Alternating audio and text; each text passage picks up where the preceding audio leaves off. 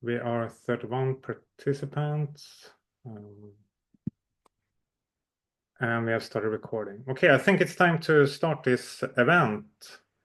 So good afternoon, everyone, and welcome to the event Quantum Leap, exploring the past, present, and future of quantum science. And it's a pleasure to welcome you to this event, which is organized by Nordita, the Nordic Institute for Theoretical Physics, and Fysikum, the physics department of Stockholm University. And this event is very timely since it's the United Nations General Assembly proclaimed that 2025 should be the International Year of Quantum Science and Technology. And this has been promoted by UNESCO. And the global initiative commemorates a century since the inception of quantum mechanics and underscores its transformative impact on our world. Because during the last 100 years, quantum mechanics has revolutionized our understanding of the universe, from the dual nature of light to the entanglement of particles across vast distances. Quantum phenomena has really changed our classical perception of reality. And furthermore, exploring quantum mechanics has also led to a lot of groundbreaking technologies, including semiconductors, lasers, and nowadays also quantum computers, which have either redefined or will redefine several sectors of research and industry.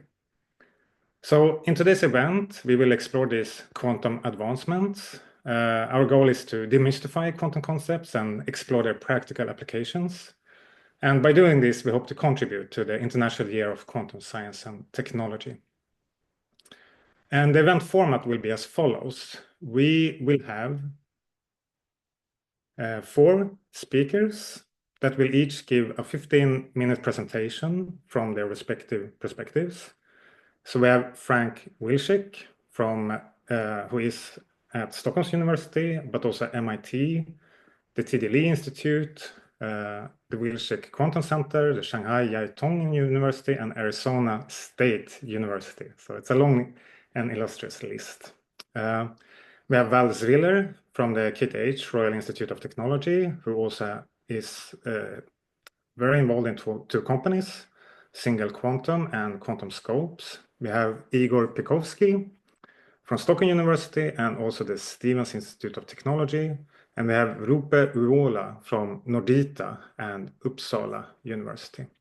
And as I said, this event is organized by Nordita and Fysikum at Stockholm University. During the talks, you can ask questions in the chat, and that will be forwarded to us. And we will hopefully have time for 1 or 2 questions that I will then ask the speakers. And then after the presentations, we will have a joint debate moderated by me, where all the speakers together can discuss their overlaps and ideas, and in particular, the possibilities of future quantum technologies. And during this joint debate, you can also ask questions in the chat that we will also forward to a selected number of questions we will forward to the speakers. During this event, it's not possible for the audience to share screen or talk, and everything that's written in the chat is only being directed towards the administrators of this event. We will also record this event, but it will only be me and the panelists that appear in the recording. So no one from the audience will appear in the recording. And with that being said, I thank you all for taking part of this exciting exploration into the quantum realm. And I welcome our first speaker, Nobel laureate Frank Wilczek, who will commence with the first talk.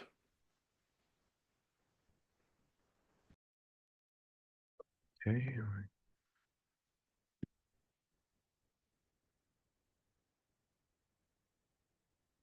Here we go. Can you see my screen and hear me? Okay. So I'm not sure what I'm supposed to do here today, but there's a lot to choose from with 100 years of quantum mechanics, and I've made a selection that I hope is interesting. With the very limited time available, I want to get right down to business. So I'm going to present a panorama of quantum theory. This is, to me, the most important equation of quantum theory. That is that it tells us what matter is. It gives us a profound result that the real world, the world of matter we see around us, in all detail, is mapped onto and derives from a world of pure concepts. This was an ideal that Einstein expressed. A theory is the more impressive, the greater the simplicity of its premises, the more different kinds of things it relates. And in the case of this construction of the world, we can be quite precise about what the inputs are. It's exactly 5 numerical quantities. And with this, you get a very good approximation, very, very good approximation to everything in the material world. So the basis for chemistry, biology, most forms of engineering, and so forth. You get a profound understanding of the periodic table based on representations of the rotation group. You get a profound understanding of the building blocks of atomic nuclei and the particles that participate in the strong interaction on the basis of well, QCD in detail, and now QCD is capable of calculating these masses at the 1% level, and you get an understanding of it in terms of the quark model, a rough understanding on similar to the periodic table. One thing that's missing here, and an important issue for the future, is that although in QCD we can calculate the masses of individual hadrons very accurately from the basic equations, the actual task of computing the nuclear masses, and so really filling in the quantitative aspects of the periodic table, still has not been fulfilled. And that's going to be a great challenge for the future. Nevertheless, I think we can say that Dirac's statement of the late 1920s, that the fundamental laws for the mathematical treatment of a large part of physics and the whole of chemistry are thus completely known. This looks better than ever. And we move on to the second part of this quotation, that the difficulty lies only in the fact that the application of these laws leads to equations that are too complex to be solved. And so in the future, we're going to hope to use quantum mechanics itself to bootstrap by simulations or quantum computations, solving the interesting questions about designing materials and making delivering on the promise that the matter is equal to QED plus QCD. Now, from that, I'd like to hone in on a few highlights where quantum technology is making contributions to issues that have bothered me for a long time, and where there's been dramatic progress recently, and that is unfinished subject, so it's particularly interesting. The first is around the subject of anyons. Anyons are particles that get transformed. You have particles that have some kind of charge, and we describe many, many physical theories in terms of charges of various kinds. So not only electric charge, but colored charges in the strong interaction and emergent charges that obey similar mathematical properties in materials. And what we've learned is that when you supplement charge with magnetic flux, which in the case of 2 dimensions is something that's localized in space, that is, the magnetic field is localized in space, but its quantum influence actually extends more globally, then then this poor charged particle, which seems to be intimidated by the flux, is transformed into a mighty anyon. And anyons are particles with memory. For present purposes, that's almost a sufficient definition, but I can be a little more precise, I think, without getting too hairy. That is, the wave function of a system of anyons reflects the topology of their world lines. So if you have a bunch of anyons, they have a memory of how their different world lines, their motion in space and time, got entangled. And basically, entanglement in space and time maps onto entanglement in Hilbert space of quantum theory. The basic concept of this and experiment and the idea of getting experimental evidence for anyons goes back to 1984. And when we proposed this, I thought it would be a matter of months before the experiments caught up. This does not require gigantic accelerators or anything, but it turned out to be very challenging. And it was only with the spur of ideas about quantum computation that I'm going to mention, and detailed work on cleaning up the quality of materials and some very ingenious technologies that finally in the summer of 2020, this kind of behavior was demonstrated in a model system in the quantum Hall effect, actually, which was the original arena for this. This is what it looks like concretely. You have a source of current, which is carried by particles that are, and then you have other particles, anyons in the middle here, and you have currents that can flow either all the way around or avoid the anyons in the middle, following this path or that path.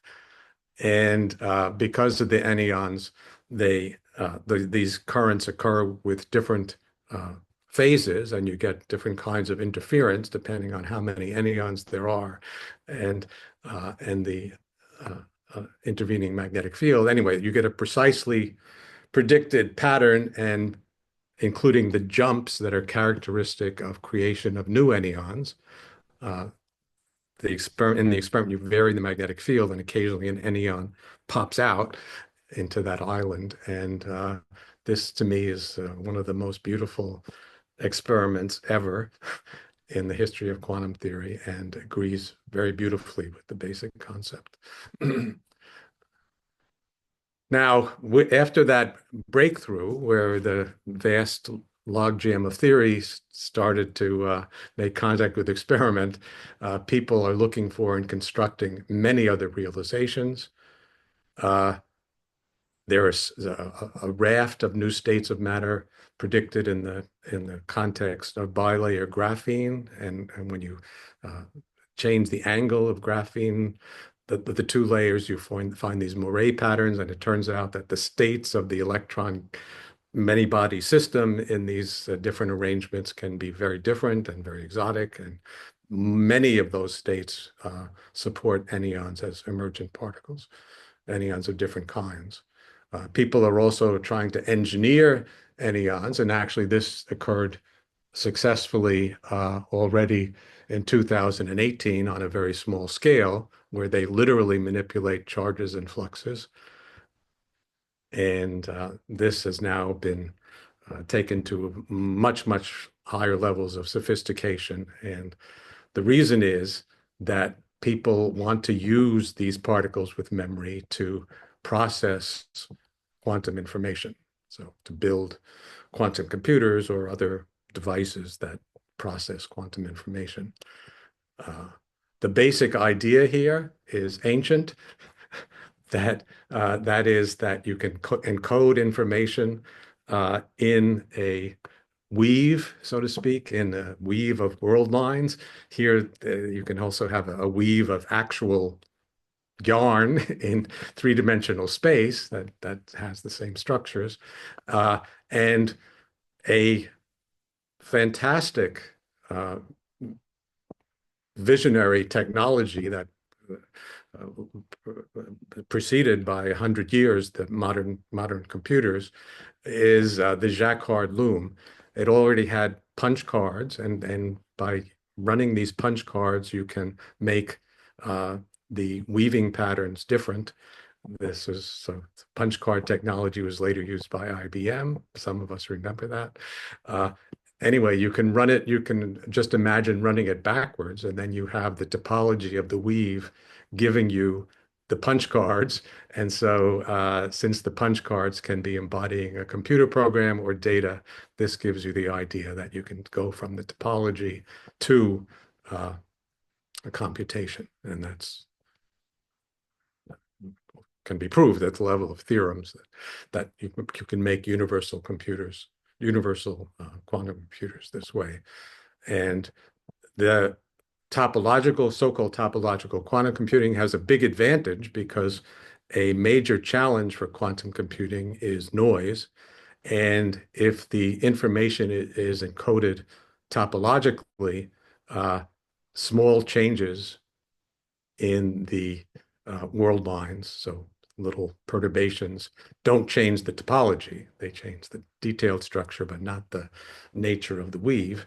And so that information is very well protected. Okay, so that's that.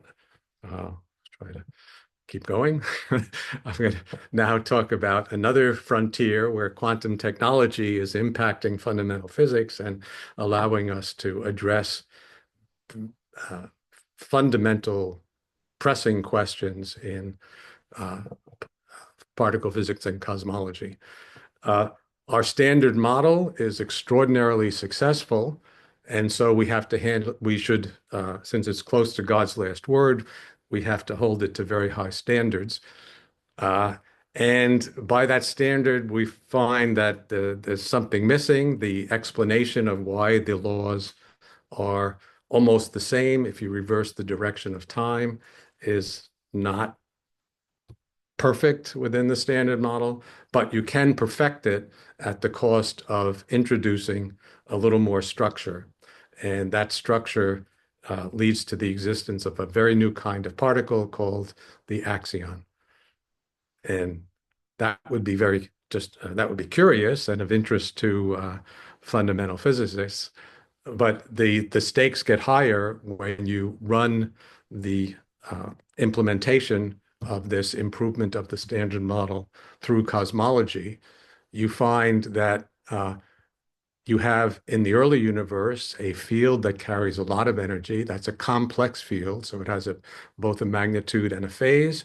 So at high temperature, it doesn't want to, even though it would be energetically favorable, the temperature keeps it at the top of the hill where the symmetry is restored.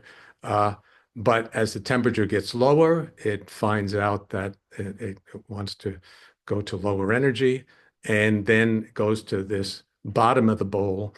And the phase is the field that creates and destroys axions. It settles down, so the field settles down and goes very close to the point which solves the problem in basic physics that axions were meant to solve. But there are also small residual oscillations left in that field, which you can interpret then as a cosmic background of axions. And when you work out the properties of this cosmic background, you find that it's a remarkable fit to what the cosmologists have observed, but don't understand, this so-called dark matter.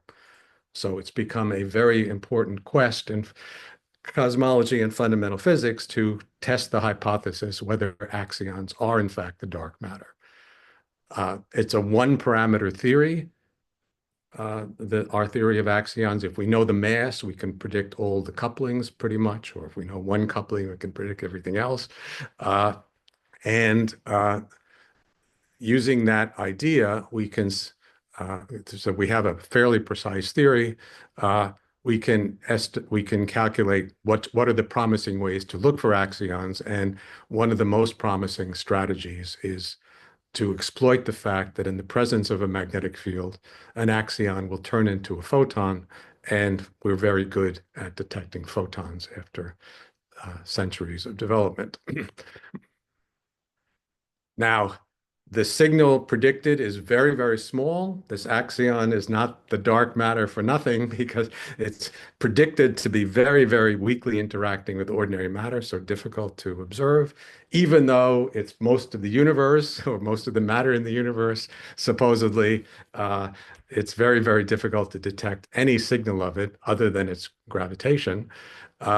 However, with the help of a panoply of quantum technologies, cryogenics, metamaterials, squeezing, exotic amplifiers, people have serious proposals and are actually building things that will map out, will cover most of the parameter space of interest. The one parameter theory is this gold line.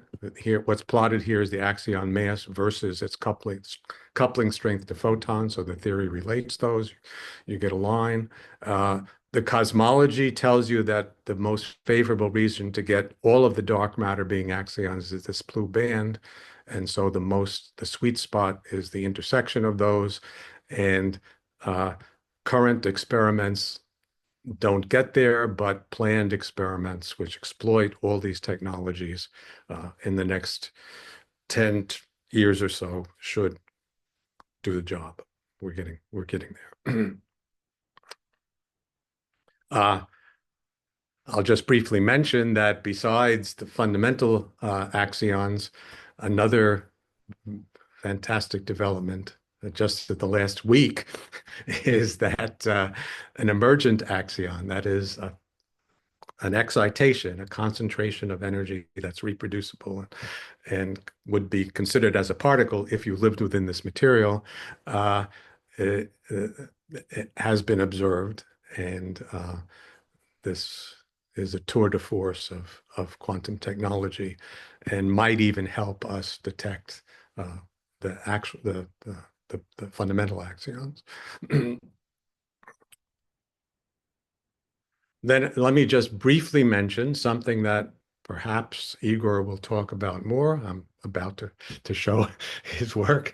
That is that we can.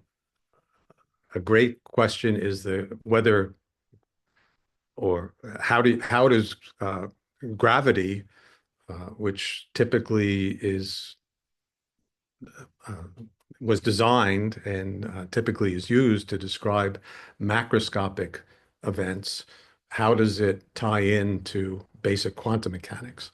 And in particular, that seems to me a very fruitful question, but the most basic question is whether we can use quantum mechanics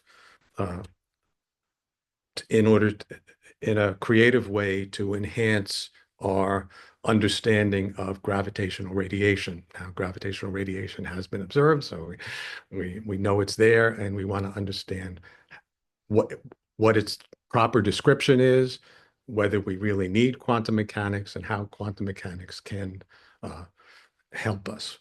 And when people say that gravitational radiation is classical, which is sort of the default assumption in the literature, what do they actually mean? Well, what they actually mean, I think, is that the radiation should be described by a so-called coherent state. And this is something you can test. And I think there are reasons to expect that it's not correct, that we can get beyond the classical description. The basic tool here was developed at Stockholm by these gentlemen, and it's resuscitating the old Weber bar technology for detecting gravity waves, which is not a very good way of sensing gravity waves, but when run in conjunction with an actual sensor, so run in coincidence, when you know an event has occurred, you can hone in on its fine structure using these guys. And since their response is quantized, they're very convenient. So I don't have time to say much more about it, but watch this space. There's very exciting things going on. And I think there's every prospect of non-trivial interactions between the theory of gravity and quantum theory in the near future. Well, near meaning 10 years or so. Okay, finally, since to conclude this panorama, I'd like to talk about whether quantum mechanics has internal signs of trouble and where that might be pointing. So quantum theory has, I think we all have to agree, many impressive successes and no clear failures. There's no empirical failure of quantum theory that anyone's identified. However, concepts like indeterminacy, uncertainty, and complementarity are strange and are counterintuitive. And the question is, are they problematic? And here, I think opinions differ. One opinion is that quantum mechanics is insane. Seems very extreme, but this was expressed by a pretty good physicist. Insanity, I'm not sure he had quantum mechanics in mind, but actually, if you take this quotation literally, it says that quantum mechanics is insane because it says insanity is doing the same thing over and over again and expecting different results. That's what happens in quantum theory. You do the same thing and you only get probabilities. On the other hand, the world is the world, and we can also see Einstein saying that it's up to the world to tell you what the theory or what the real elements of reality are. So there are, I think, a couple of foundational issues that look very suspicious that might call quantum theory into question. One goes back to the debates of Heisenberg versus Schrödinger. Heisenberg originally had a very abstract formulation of quantum theory in terms of matrices. Schrödinger introduced his space-time wave function description shortly after that, and Heisenberg hated it. He thought it was a very unnatural and degraded form of his vision of what quantum theory should be. And this, to me, still echoes and actually goes back also to debates among the ancient Greek philosophers like Zeno's paradox. It's an astonishing thing that the ideas of infinitely divisible space, of the continuum, the foundational assumptions of Euclidean geometry, that basically things don't change at different scales, is trashed in quantum theory. So the underlying ideas are trashed, but we still use the space-time continuum in a form that Euclid would have recognized. We still have real and complex numbers as the basis, and we've changed it in many ways from space to space-time, but fundamentally, it's still the old continuum. Why is that? And is that true? Is the space-time going to be emergent, or maybe quantum mechanics has to give, and the space-time continuum is more basic? And the other thing that also goes back to ancient philosophical discussions and deep in the history of quantum theory is that our quantum mechanical description of the world is much richer than the world that we see. We see only small pieces of the wave function in any particular line of experience, and maybe that overabundance, that extravagance of quantum theory points to the possibility of something that is more economical. This also takes the form of you pick out a part of the wave function as what's been observed and who's doing the observing exactly. You can put off this problem with discussions of decoherence and measuring apparatus of different kinds. But at the end of the day, always there has to be in the interpretation some act of observation, and that's disconcerting. Nevertheless, I think these are technical problems that will be solved within the framework of quantum theory. And I'd like to say in conclusion that my strong intuition is that quantum theory is here to stay, and the way forward is to take it further. There's no going back. Okay, thank you. Thank you, Frank. That was a great talk. We have time for one very short question, if you can give a very short answer to it, is from the audience. Are there any expectations to see fundamental anyons, for example, outside condensed matter systems? No, because the anyons really only exist as particles in two space dimensions. So you have to be looking at two-dimensional systems and emergent particles. There are analogous features in principle, and in fact, the way I started getting interested in this was in terms of extended objects in 3 dimensions. So if you have those flux tubes with charge attached to them, they can also be a form of anyons in 3 dimensions, but they're not particles. They're kind of they're more exotic objects. Okay. So, thank you. Yeah, there was a lot to think about, and we're going to definitely go back to many of the topics that you raised in the panel debate. But now let's listen to Zwiller and your presentation. Please go ahead. Yep.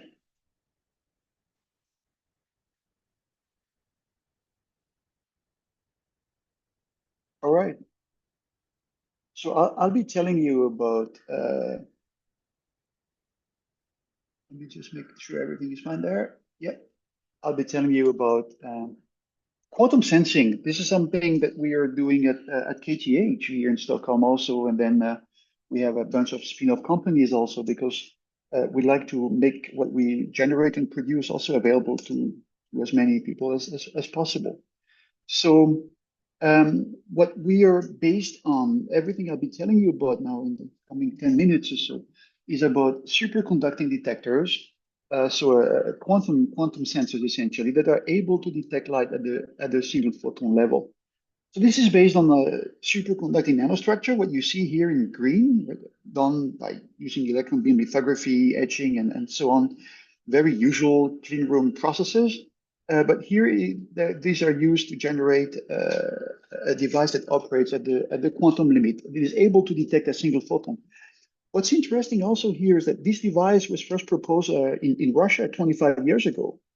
And the exact understanding of the processes at work are just not yet clear. We don't know exactly what I show here with little cartoons, that a single photon, this red little arrow comes and destroys a superconducting state, right? Which is very good for us, because it means what we have essentially is a fuse that is activated by a single photon, right? We have a device that is superconducting, a single photon hits it, and bang, it goes from 0 ohms to something like a kilo ohm. Very convenient, and then it recovers and is able to detect another photon again. And here are the performances of such detectors. What you see in red here, the red curve, shows you the detection efficiency, the ability to detect single photons, in this case, a telecom wavelength, 1.5 microns. And what you can see here in the infrared is that as we increase the current we apply on the device, 22, 24 microamps on the device, you see that we have a detection efficiency, a system detection efficiency of 91% in this particular device. So that's very high. And what we've also shown in better devices that we can reach up to 99% efficiency. So we are able now, using these superconducting nanostructures, to make devices that operate close to perfection. Detection efficiency is getting insanely close to 100%. At the same time, we also have very low dark count. These are the things we show you in black. So what is the original dark counts? No one really knows. But that's something we also have here. Why did we do all of this? We made those because, well, the idea was to first be able to detect single photons for quantum communication. And this is an experiment we done some years ago, back with a group of Anton Zeilinger in Vienna and Rupert Ursin. And they have a source of entangled photons in Sicily, and they send one photon down an optical fiber to Malta, where we have our detectors, and they detect the other entangled photon in Sicily. Right? And then by time tagging the events, right, and having a very precise clocking synchronization, we're able to show that we measure entanglement, quantum entanglement, over these 96 kilometers and so on. And this is really the backbone of quantum communication. This enables you to really to share quantum keys, and which in principle cannot be hacked. So you effectively here have a way to share an encryption key that is totally secure. So that's one of the possible long-term applications of quantum communication. What we also did with our detectors was to use those for microscopy. So what I show you here, for instance, is a recent result from a collaboration with the German company Pikovski in Europe and project we had.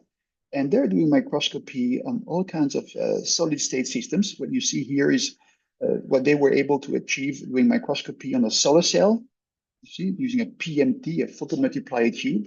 And then when they use our detectors instead, which have a much higher efficiency and lower noise, in the exact same conditions on the exact same system, what you can see is that the image quality is much higher. We are able to resolve very well now all these non-radiative centers, which tell you where you have defects in a particular new type of solar cell. So that's one of the first applications we encountered in microscopy, where having a higher efficiency, close to unity, lower noise, enables you to just observe things that before were hard to observe and not impossible.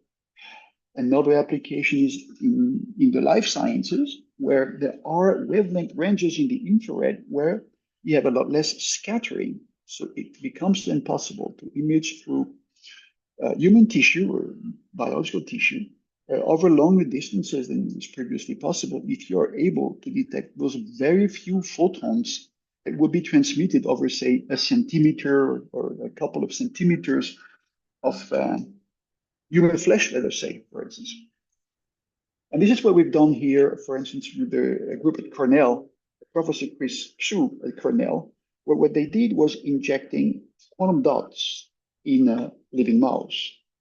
And using our detectors, they would then do microscopy, scanning confocal microscopy in brain of that living mouse, and were able then to track quantum dots in the brain, which are used as markers, right? So that enables you to follow brain activity in the brain. And what you can see, the images down at the down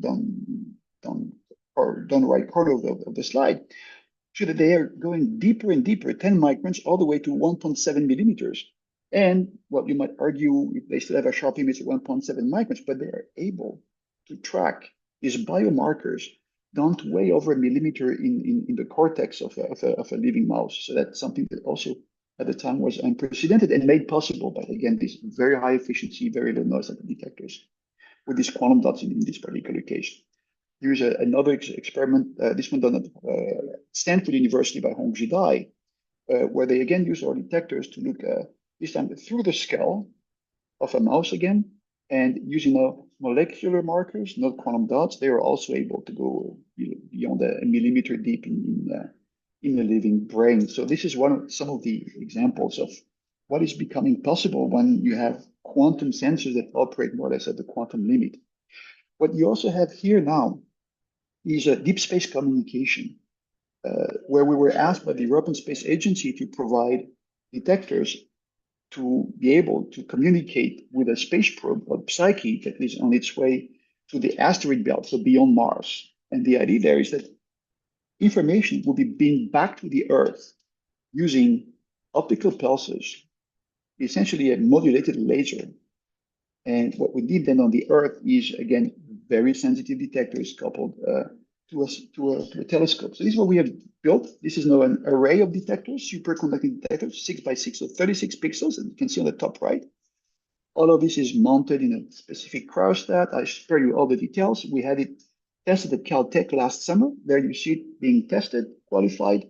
So, and it passed the test. So we were able to produce a system that can then detect with a high enough efficiency, low enough noise, and it is being mounted now on this telescope in Greece, and it will be getting back then these optical pulses from deep space to enable high bandwidth communication over very long distances. The camera we made was also used then, or a copy of it was also used in a biomedical lab in Germany at the EMPL. This is what you see here. So you can see on the left side of the picture, the camera, which was again used to look in the brain of a mouse. But this time we are able now, again in the infrared, to acquire full images. So this is what I showed. There's an animation. I hope it plays. Yes, it does. So what you can see here now is again the structure of a brain that is obtained in the infrared by measuring single photons. Right. Val, your sound is off when it's playing. Oh. Am I back? Am I The back? sound disappeared again. Oh. Or is it me? I can hear Val. Okay. I hope. No, I can hear you, Val. I think it might be if you can hear me, Jonas then I keep on talking, and what I was showing you here, right? Okay, then it's me. Something happened with my sound. Good. Thanks. Then this is the ability then to also do imaging deeper in the brain. Then another thing, one of the last devices I want to tell you about is what we're currently making at KTH. This is just a prototype that we're testing.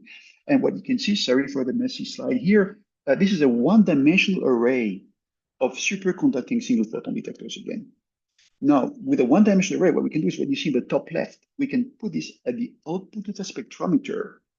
And this enables us now to acquire a spectrum. But what is new here is that we are time tagging, we are writing down the arrival time of each and every photon on every pixel.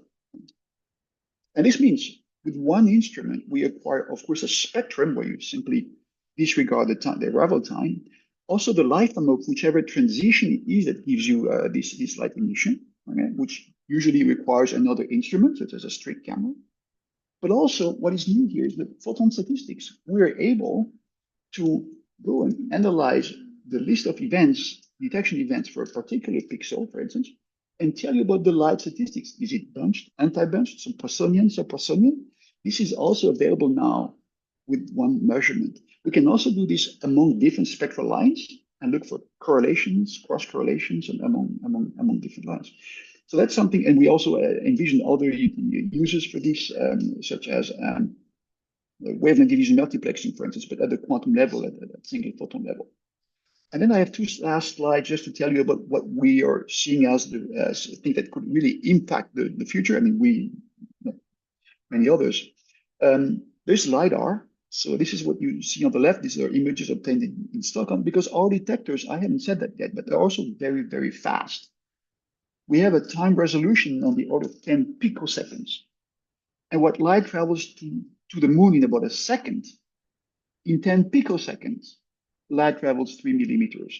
And this means what you can see with this little statue right there in the bottom left, we are able to just shine an infrared weak laser pulse on something and measure how long it takes for a single photon to travel back.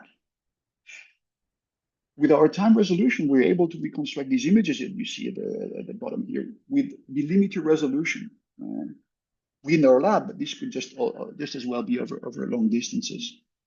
And an experiment we're just starting to run, and this is, we just secured a bit of funding from MedTech in Stockholm to go and measure light scattering deep in the human head, in the brain. And this will enable us to measure blood flow by, again, measuring the scattering of single photons in this. And this will give you a 3D map of blood flow in the human brain. So that's one thing we're developing. And one of the last slides I want to tell you about is, of course, defense applications, because whenever we invent technologies, right, as humans, the defense applications are usually the one that get a lot of attention and support, right?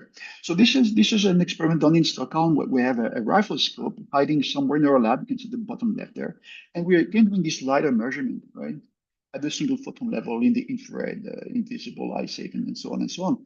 And what you can see, because of this very high time resolution we have, what you see at the bottom right, this time trace, the figure, tells you whenever we get some reflection events from that element, in this case, a rifle scope. And what we can see with our very high time resolution, we are able to measure the number of lenses, that is, we see the reflection from different lenses in a system. Okay? And we also, at the same time, are able to even tell you the thickness and the position of every lens. Right? So that's the kind of things that we'll see emerging also in the coming years. So the road ahead, what I see is that one thing that is particularly exciting is that quantum sensors are currently approaching physical limits in terms of efficiency, in terms of time resolution, and many other things, photon number resolution. There's other properties I haven't had time to address, which are also now not only being made possible, but even approaching physical limits. What I also wonder about is I'm visiting China this week, and I see the major investments being made, beautiful labs. So when it comes to Europe and the West, right, are we pioneers in this field of quantum technology that we're doomed to be left behind? A bit like the Portuguese sailors mapped the world, but then are no more very visible. And also wondering about quantum computation and communication. Will there really be societal impact that will emerge? So that's what I wanted to share and tell you about. Thank you. Thank you, Val. That was a great talk. And I think the questions you posed here in the end, we will take them forward to the panel debate. It's very, very important questions.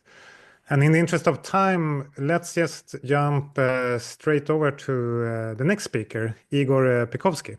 Please go ahead. Yes, thank you. Okay, let me share my screen. Okay, can you see my slides?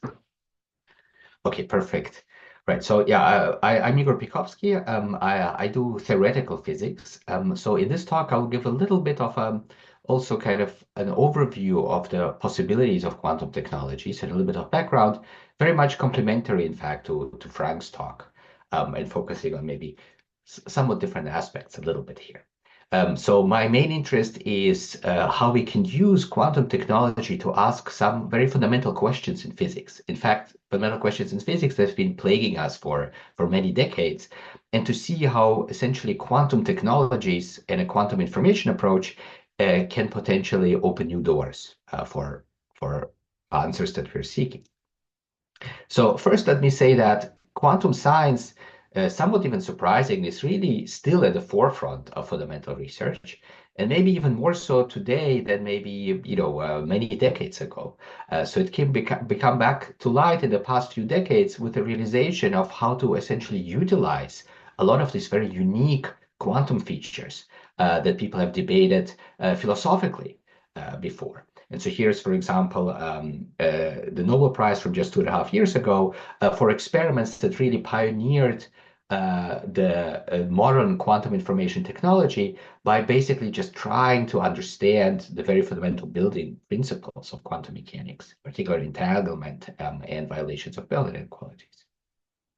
Now, how does the world look like on atomic scales, and what is really truly special about quantum theory? I mean, we of course all have this picture in mind where we have an atomic world and everything is built out of these fundamental particles. Now, on first sight, it actually resembles other phenomena that we observe, especially large-scale phenomena. Like, an atom looks very similar in many ways as a solar system, where you have systems swirling around each other, and that really is because the forces that bind systems together are, they look similar at some scale. So, for example, the Newtonian gravitational force looks similar as the Coulomb force for electricity, and so the structure that emerges is somewhat similar.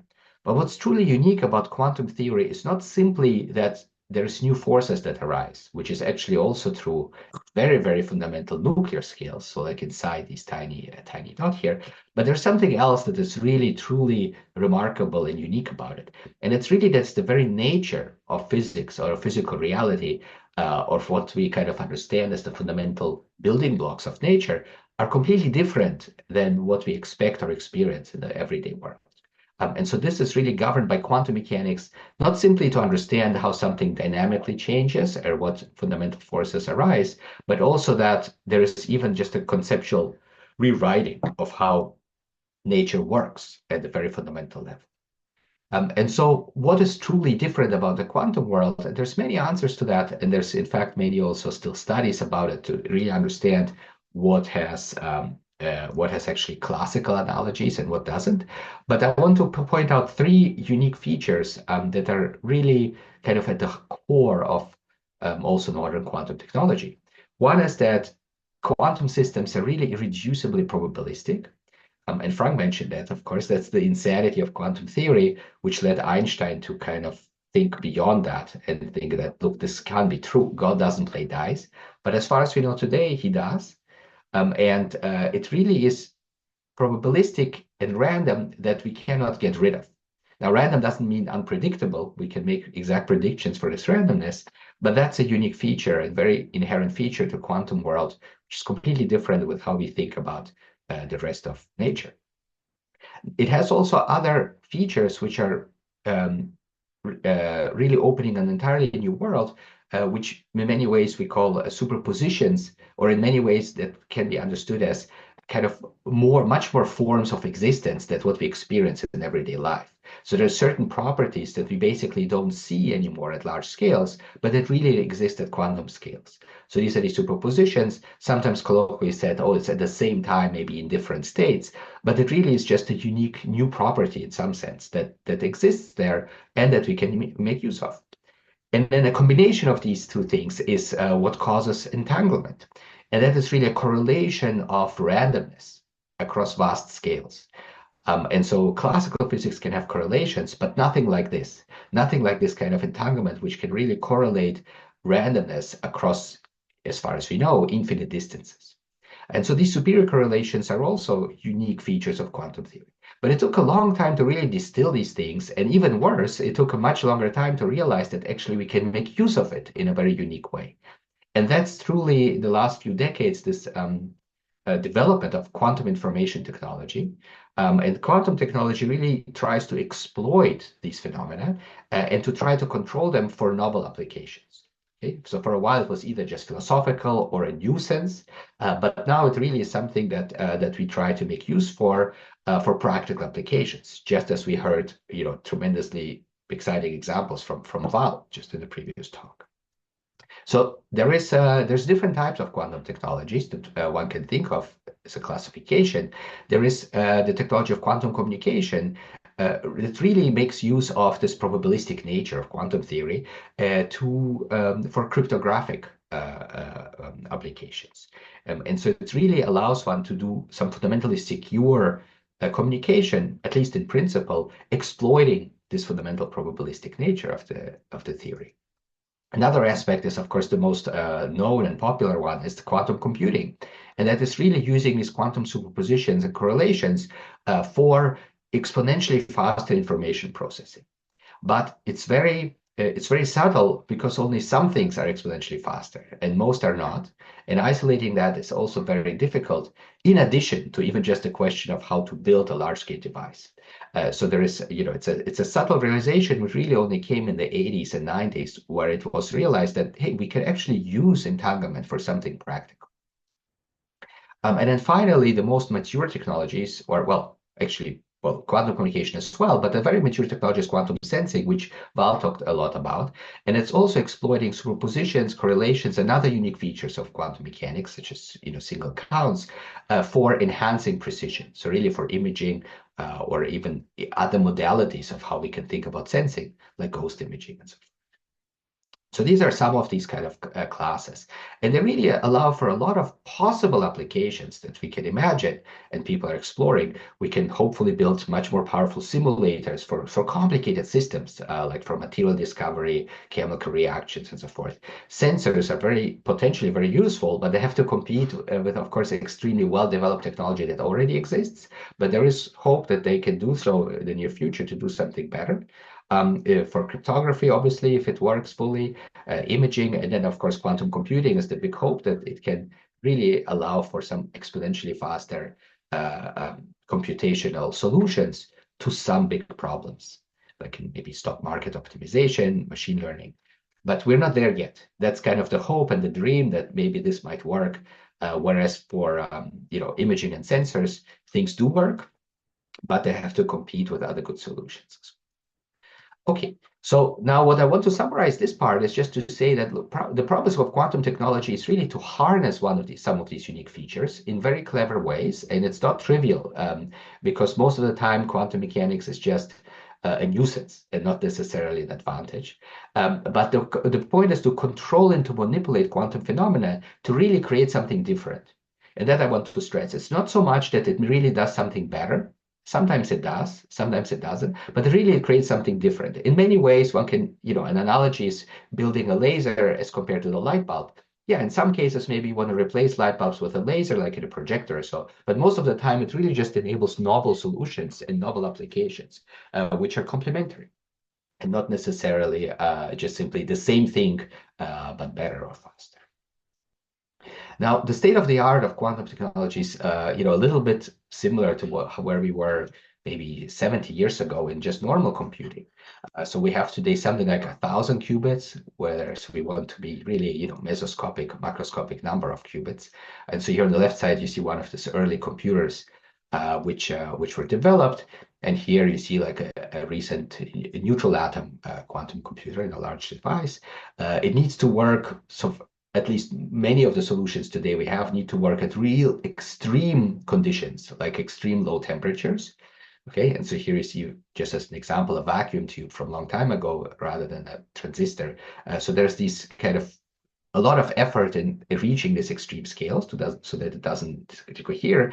And we do know that it can be useful, especially quantum computing as well, as a holy grail somewhere. It could crack codes and factorize numbers, but there's not that many actually useful algorithms known, and they're all revolving around the same type of principles, more or less. And so that's another question with like how many useful applications are there actually, and how many other classes of possible quantum advantages can we find?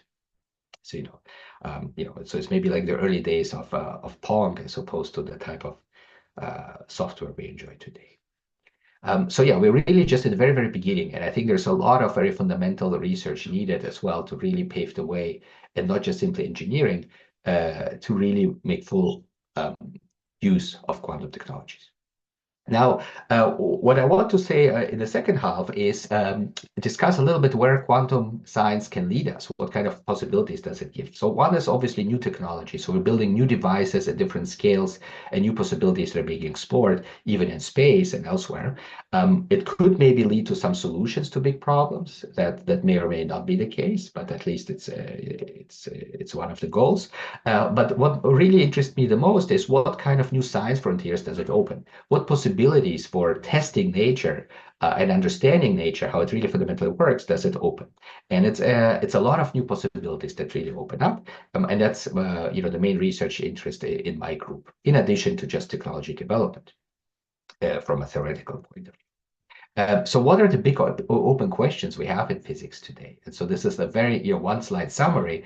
We have a beautiful theory of basically the universe as a whole from the beginning till today, but it has issues. And one of the issues that most of the stuff that we seem to need, we don't actually observe.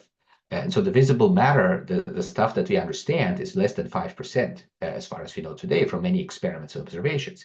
And there's a lot of things that we don't really understand what it's made of. A lot of it is dark energy, a lot of it is dark matter, and there's many candidates. Like Frank was discussing, one of the most popular candidates and most likely candidate today is the axion, but we have no detection of that. And quantum technology could help us actually find these missing pieces. So that's kind of going beyond the standard model to understand physics beyond that. And then there's the second aspect, which is, in my view, even worse somewhat, and that's we don't even have good observations of what tells us about it. Namely, what is gravity made of? Does gravity fit into this quantum picture? And that has been a big problem for over a century. And so this is really one of the big challenges today that goes back to the very beginning.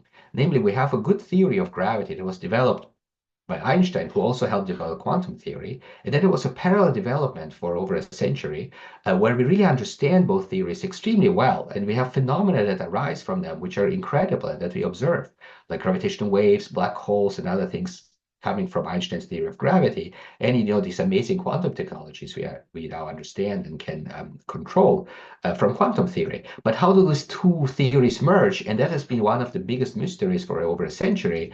And it really is something that has been attempted by the biggest minds of physics or of humanity, from Einstein, Feynman, Hawking, and so forth. This is really a big challenge where people try to understand what is the theory that combines them, and it's still unresolved.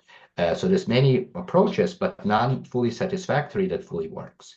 And so one of the issues today is, where do they actually meet? Is there possibility for experiments that could tell us a little bit about this interplay between those two theories? And naively, that might not be the case, because we're looking at atomic scales here, and here we're looking at black hole scales, which is far away. So could they potentially meet? And for a long time, fundamental physics was somewhat synonymous with high energy collision experiments, where you smash particles. And those, there was some hope that maybe we can see hints of quantum gravity, such as maybe supersymmetry or other kind of remnants of these new theories.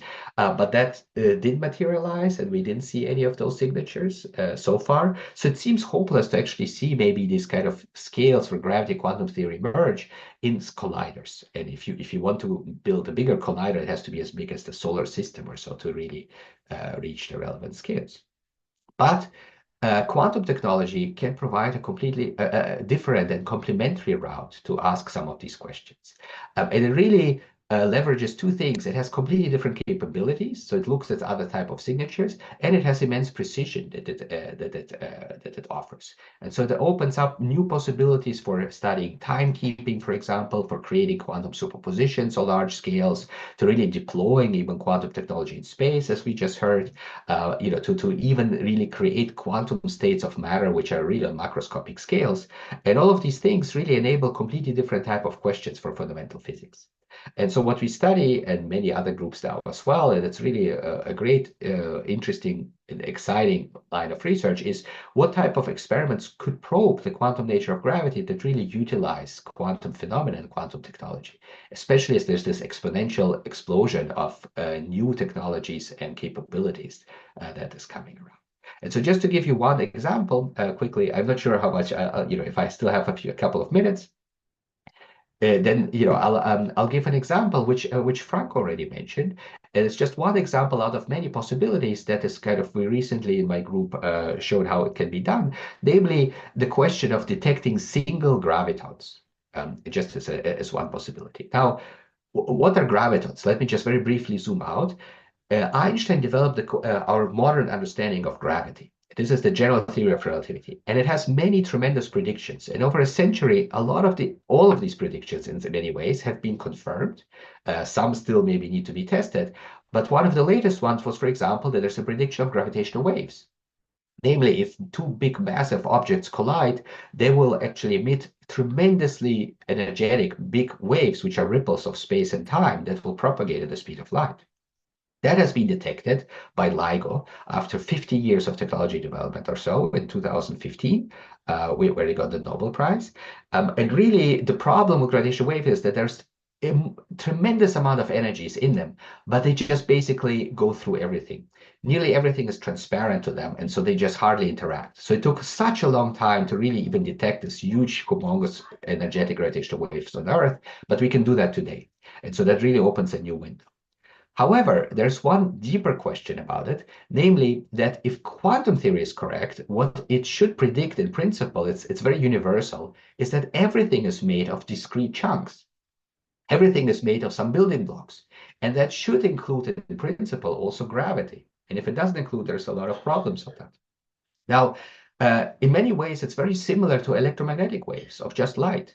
And that was the realization more than 100 years ago, also by Einstein, that, look, light, as it interacts with matter, the only way to explain it in a consistent way is to postulate that also light has to be made up of discrete, smallest building blocks, which we call photons. And that was in 1905. And the same prediction, in principle, if quantum theory holds as we know, should apply to gravity too. So these gravitational waves should also be made of discrete smallest chunks. And these smallest chunks is what we call the gravitons. but they were impossible to detect as far as we knew. But the prediction is still the same as Einstein's 1905, namely that every discrete chunk of energy inside the gravitational wave is just made up of this formula, Einstein's second most famous formula. That the energy, the minimal energy inside of a wave is just given by the frequency times the fundamental constant by Planck. Okay, so these are these discrete energy building blocks.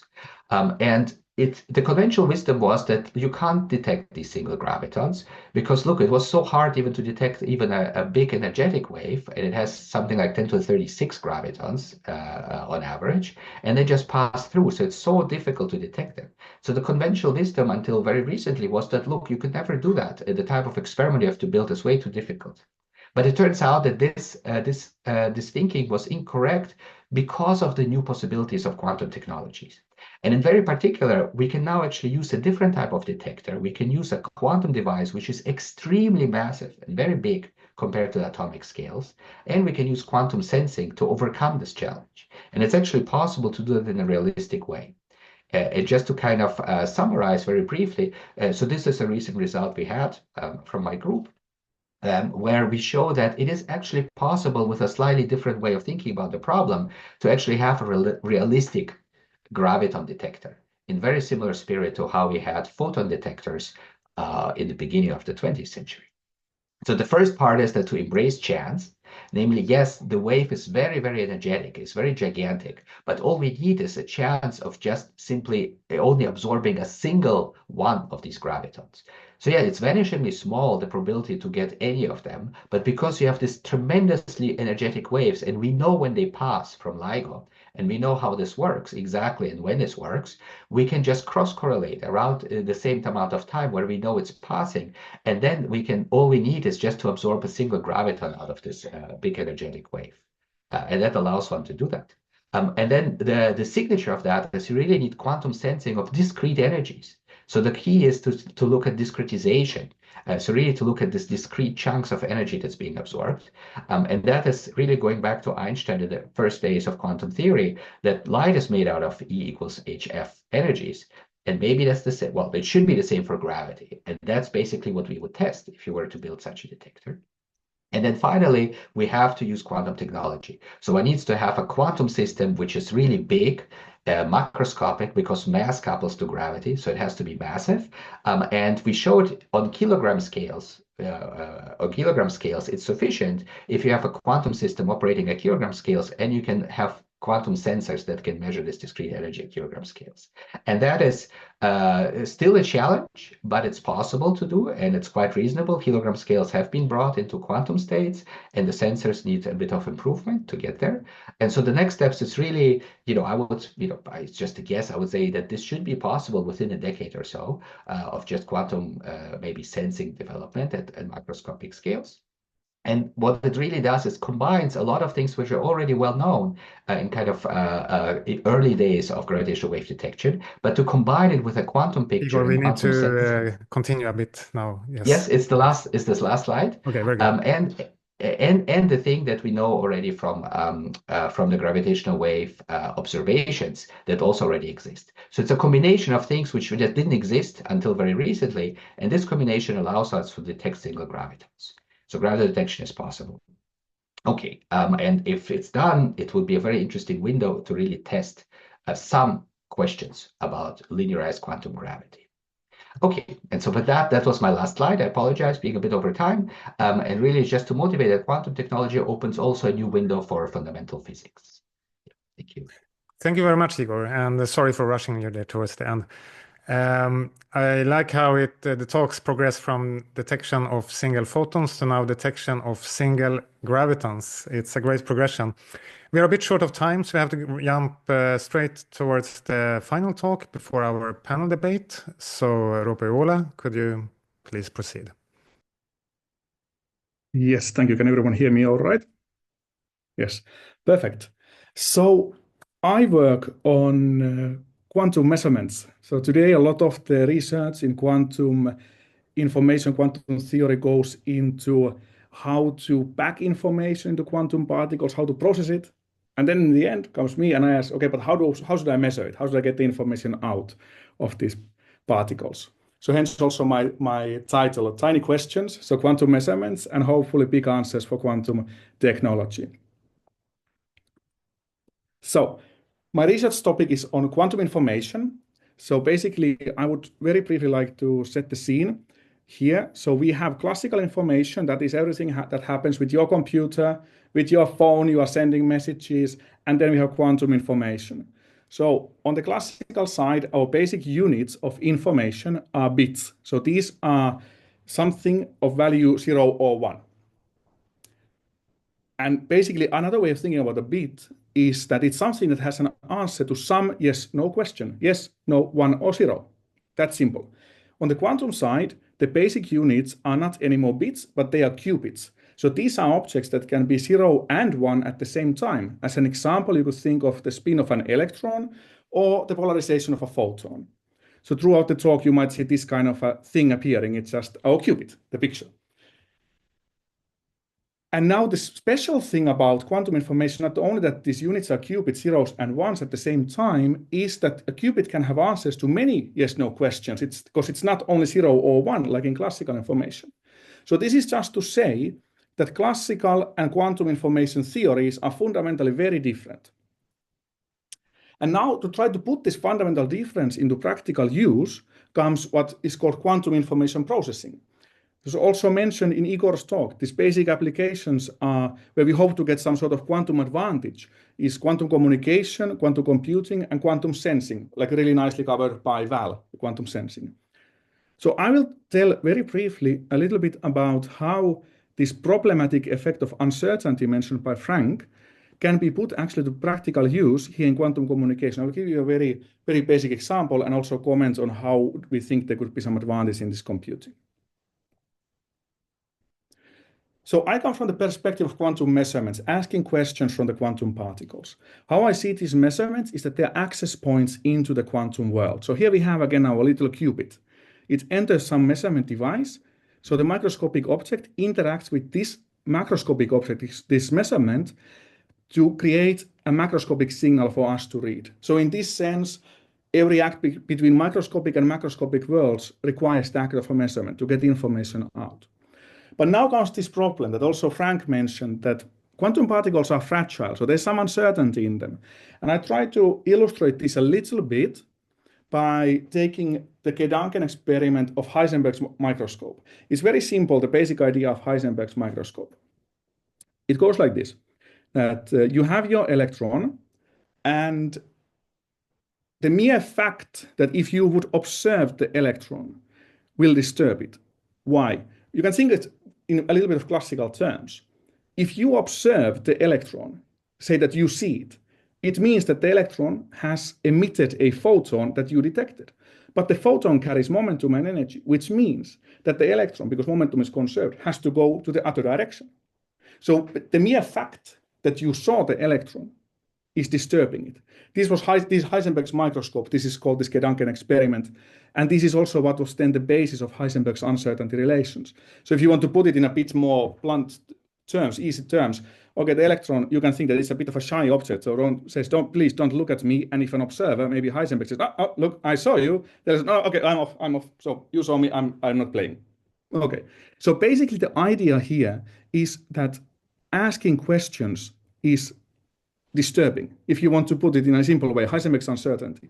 The mere fact that you ask a question, is the electron there or not? And when you detect, that is what I mean disturbing. It is disturbing this particle. The next questions you're going to ask from the particle, it's going to give you a different answer just because you asked on the first place a question. But this is a little bit concerning. If you want to do, like in Val's talk, more and more precise detectors, this sounds like a bit like a bottleneck. This fact that I ask a question and I disturb the system. Next time it will give me a different answer. But if you're very smart, we can put this into practical use. And I will give you an example of this. So just remember, you ask a question, it's going to disturb our little qubit. So a very direct application of this in technology that is used today, for example, here in Stockholm in telecom network people are implementing is quantum communication. It's very simple, this idea. So we take two quantum particles, we take two qubits, and we let them talk to each other. So basically, this is what is referred to entanglement that appeared in, I think, all the talks today already. So let's take two particles and let them talk to each other. Now, when they talk to each other, this process on quantum level is such that these particles will give coordinated answers to all questions we ask them. They will be random answers. We can ask yes/no questions from particle 1 or particle 2, maybe what is your favorite book or what is your favorite movie? Or in case of quantum, it's like, do you prefer spinning in this direction or the other way? Or is your polarization in this direction or the other way? But the point is that all the answers we get, they will be coordinated. The particle 1 will give us the same answer as particle 2, although they are random initially. This is the point of the entanglement here in this protocol. And now let's do the following. I keep one of the particles and I send you the other one. And now we can ask questions from our particles. We can both ask question 1 or question 2. Okay, let's say question 1 is, do you prefer spinning in this direction or this way? And question 2, this direction or this direction. And we write down these answers. Now there's nothing about disturbance really here yet. But now, let's do the following. We repeat this many times. We send many particles, many qubits, y and 1 to you, I keep 1. We ask our question 1 or 2, repeat this many times. We collect our answers, and then we publicly announce which question was asked 1 or 2 on each round, and we publicly announce some of the answers. Okay, so why do I do this? I'm trying to build sort of a secure communication between us two. This is the point of quantum communication. Why would I tell some of the answers? Well, to check if there's somebody in between. Because if there was somebody in between, and they would have asked the question, they would have read my message to you, your answer would be different to mine. Because every time somebody looks at a quantum particle, it changes its answer. So if these, let's say that we have done this thing, we have sent 1,000 particles to each other.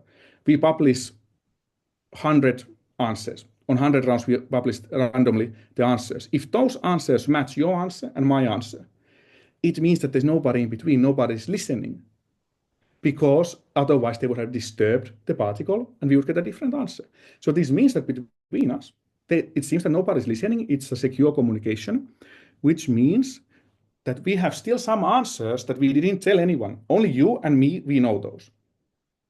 Well, let's use those to build a key. I asked yes/no questions. You asked yes/no questions. Answers are yes or no, 1 or 0. That will give a key that nobody in the whole world can know except you and me, and we can use this key to encode whatever message we want to send. So this is a way that we use this disturbance of that comes from quantum, comes from Heisenberg, to a practical advantage. It comes here that we check if our answers match. If they do, nobody would have read the message in between. Well, this is just one way of using this kind of disturbance of, and this is really about how we observe the particle into a technological advantage.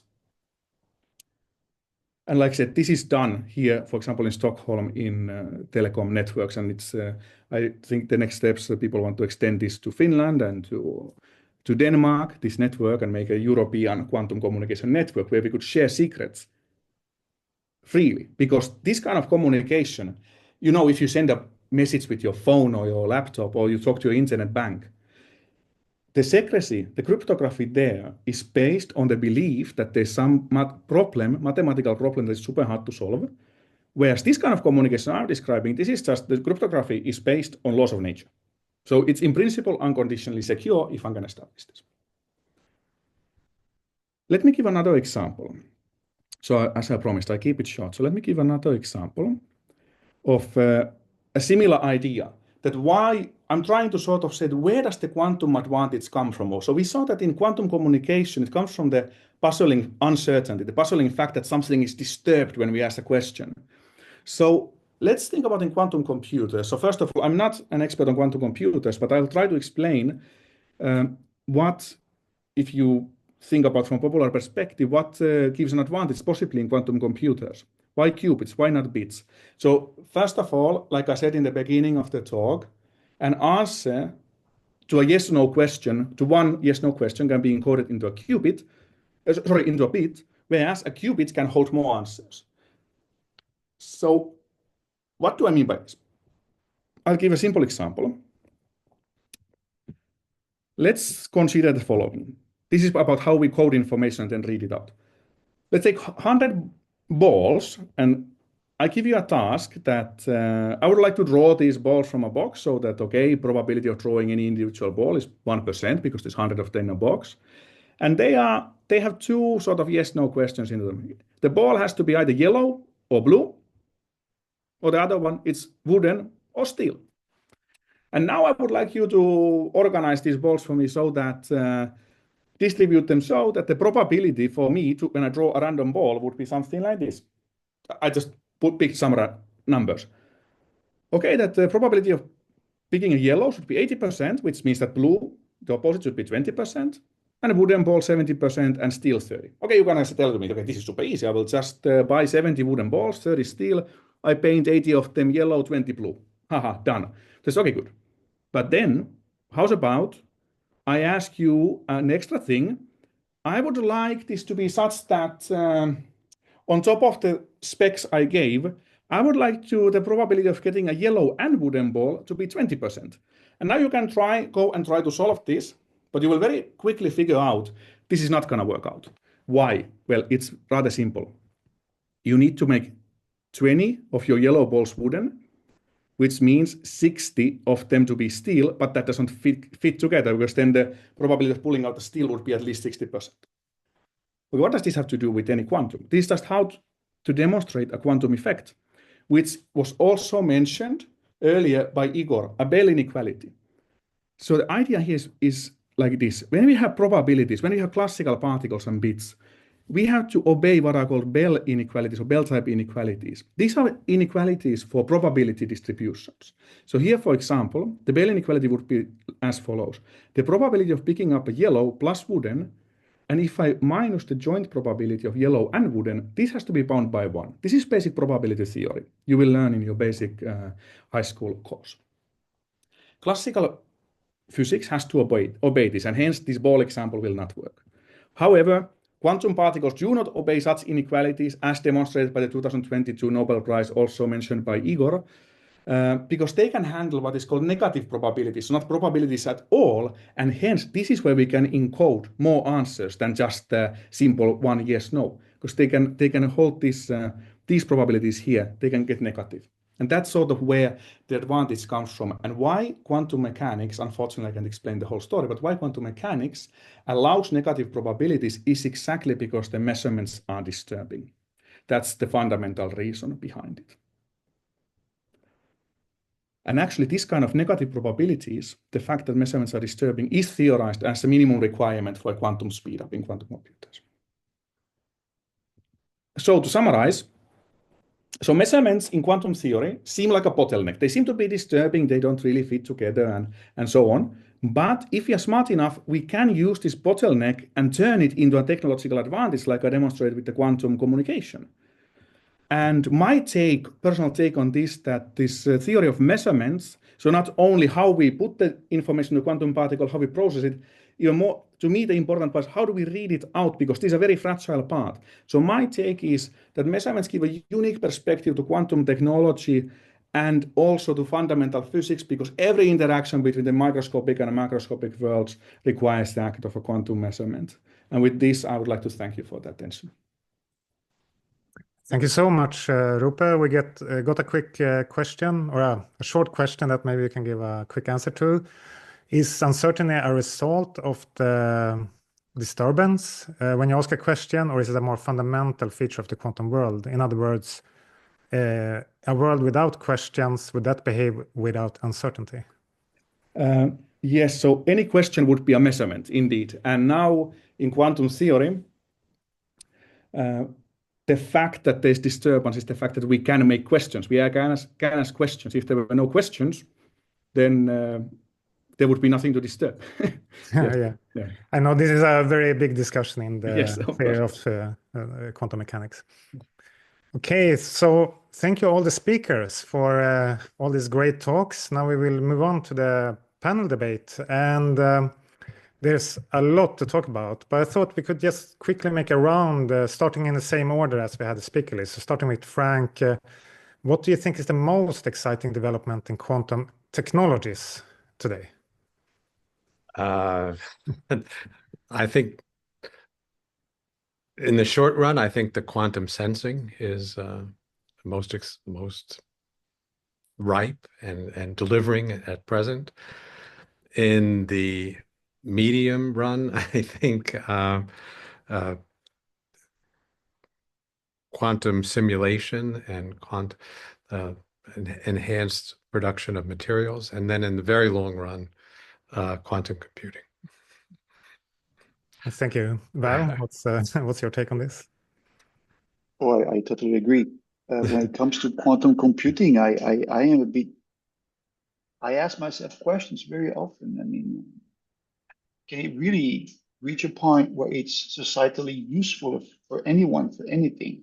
Because Igor mentioned maybe 10 algorithms. I know about factorization. The other ones I heard about do not seem to be very relevant as far as I know. So I wonder, but quantum sensing is available. But of course, then again, you're going to change society. I think it makes things a bit better. So I'm happy to do it, but I don't think I'm not sure it's really going to revolutionize things. Thank you, Igor. Yeah, maybe I'll give a more fine-grained answer. Just like, let's say, a recent development I thought, which was quite interesting and exciting to see, is for the first time in like 30 years, people were able to do quantum error correction in a useful way. So that's really a bottleneck that's been around for a long time, but it seems to be really enabling, hopefully, like further development. Now, where it will lead, I don't know. I think this question has been posed by Val and us. I think valid questions, but at least we know, there is some applications that will be very impactful once we reach the scale. It's hard to say, but I would say, every year there's something very exciting in this field, new hardware, and the error correction part is certainly, I think, a huge development since a few months ago. Thank you, and Roope? I think for me, definitely quantum communication, but I'm also a little bit biased to work on that. But I think it's very exciting at the moment because we are building today intercity links for quantum communication. For example, here in Sweden, in Switzerland, they have between Basel, Zurich, so on. They have these links to share government secrets possibly. And also this, we try to build a European-sized system. So this will be then a European system, which of course is also very important for defense. But I think indeed, like Val said, quantum sensing has a lot of, if you think about societal impact more broadly. So it's very interesting. And also, of course, this is very important for these other applications that we have proper detectors to be able to get the quantum advantage out. And I think then quantum computing possibly a bit more longer run. Yeah. Okay, great. Thank you. So when I studied quantum physics at Stockholm University, one of my professors, he said somewhat jokingly that in the future, just like we have a department of energy today, we will have a department of entanglement in the future. Because as we've seen in this talk, entanglement is a really key quantum property that we can exploit for these technological applications. And could it be the case that, or should we see quantum entanglement as a kind of natural resource? And could it be the case that there are even more applications with entanglement that we haven't really thought about yet today? And the floor is free, so to speak.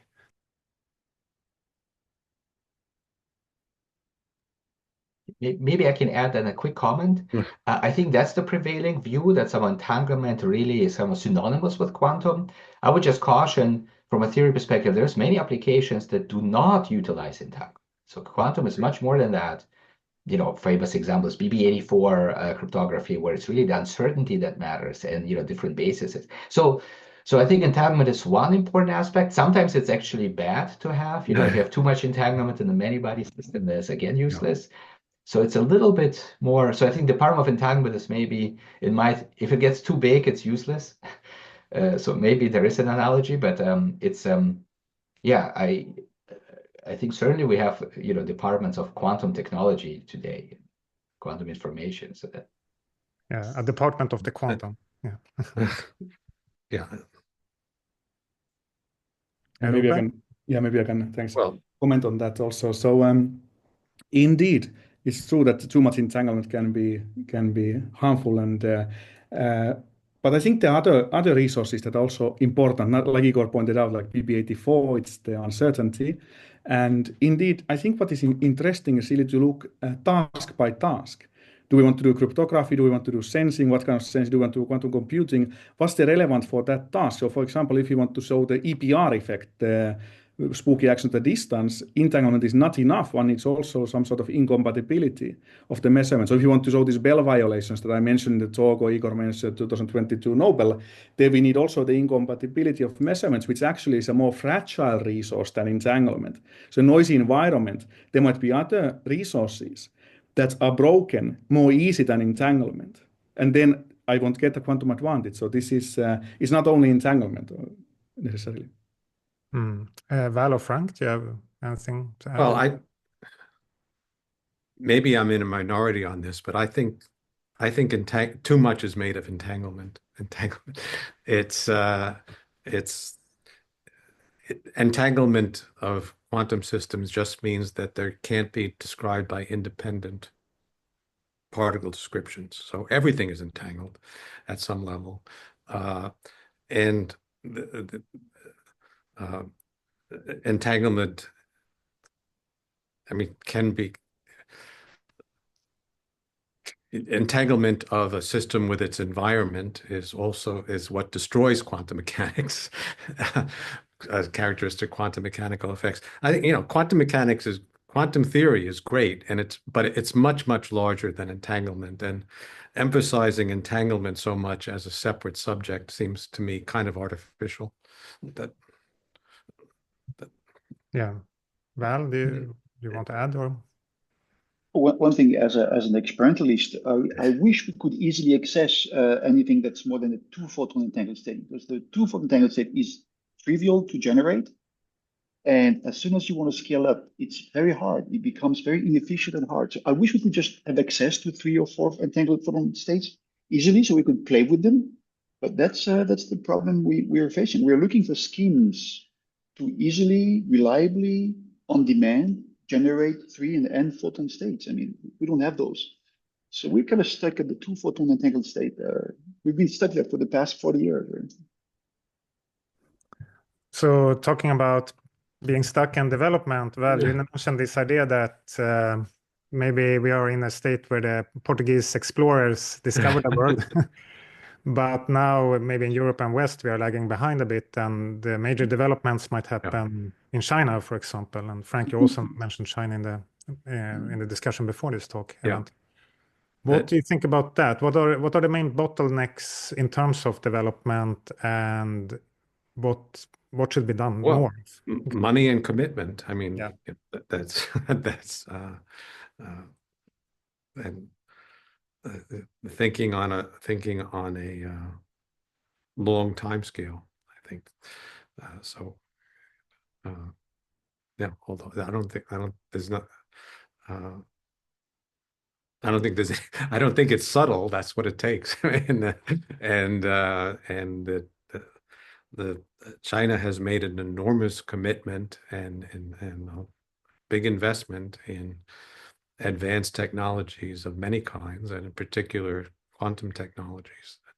That's awe-inspiring. It's jaw-dropping to see what they're building and the scale of it. And to see, I've been interacting quite a bit with students in China, and the quality is just improving from year to year. And that's, ultimately the human resources are also a big part of it. So, Anyone else?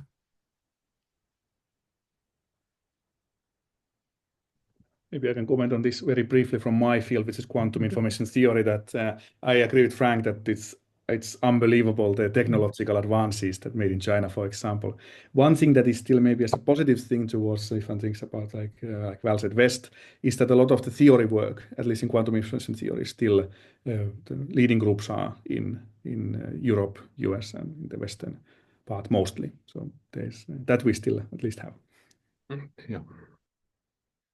Well, the US, Europe, and the West has a big lead, but China is coming up fast. And I think from the point of view of the scientific community, that's not necessarily, that's a good thing. It expands the community. It makes it more dynamic. But if you're concerned about military aspects or economic competition, you should be. That's what. So Igor, you mentioned in your talk that the quantum computers today can operate on about 1,000 qubits. They need to be very at minus 270 degrees Celsius. It doesn't sound like it's ready for like industrial large-scale applications yet. Will it ever be? It's much worse than that because the qubits are crappy. Okay, it's 1,000 crappy qubits. Okay. You can use error correction to squeeze that down to a handful of good qubits, basically. Yeah. In the future, even that's not done yet. So yeah, that's I think it would be hard to overestimate the difficulties in front of doing really useful quantum computation, especially since the competition is a moving target with neural nets and other bigger investments and just on a different scale in classical computing. Okay, and anyone else want to chip in? Yeah, with that also, I think it's hard to predict. It's right that these benchmarks that are flashed, like amount of qubits or things like this, they're all in isolation a little bit useless, like Frank said, how good they are. But still, the development is quite remarkable, I think, over 2-3 years, and especially with the kind of addition of now private investment industry. Really, they could scale up and do the engineering, which is just impossible to do in academia. And in some sense, I think it just takes maybe a few or some applications where it could be useful, very, very special purpose. Like, look, maybe there could be some, some kind of maybe chemical process or something like that it's just good for. And yes, like Frank said, the competition, okay, maybe then classical physics can catch up and then they know how to do it. That's usually the case. But still, like, I think there's a good chance that there's, like a simulator, Frank said. Yeah, simulators is a different story. That's like quantum wind tunnels, and to make systems that are easy to make and control, that have properties in common with bigger, more complicated, expensive systems that you're proposing to build. But what was I going to say?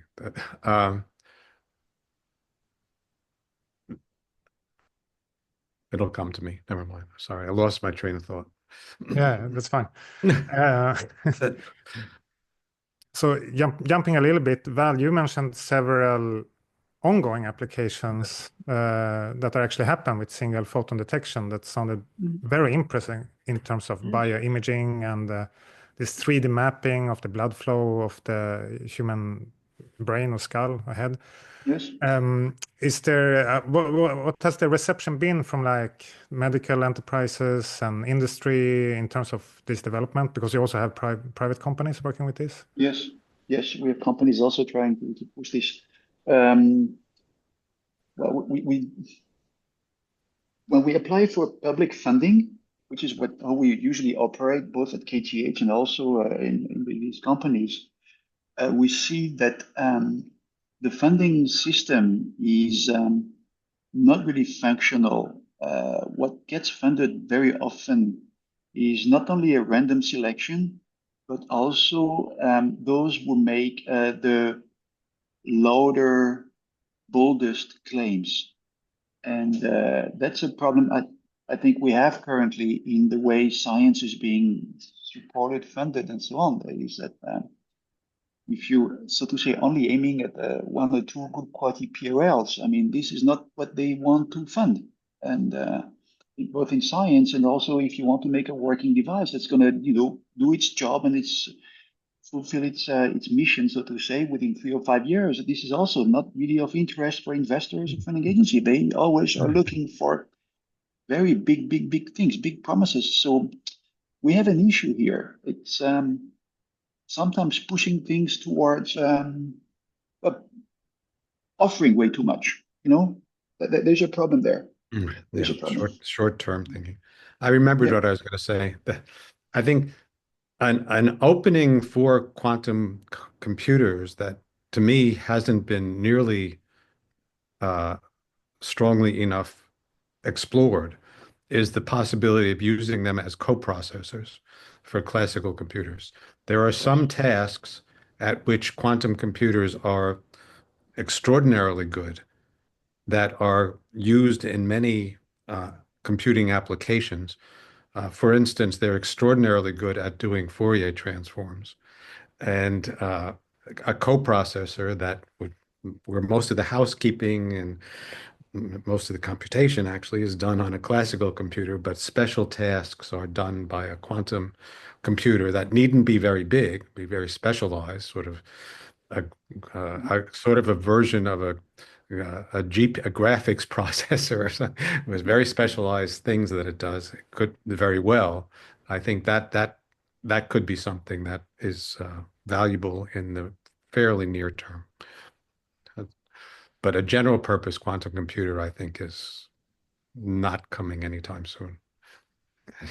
But doesn't that become a problem then when you want funding? Because quantum computers do get a lot of hype and maybe Yes, can it's a attract problem.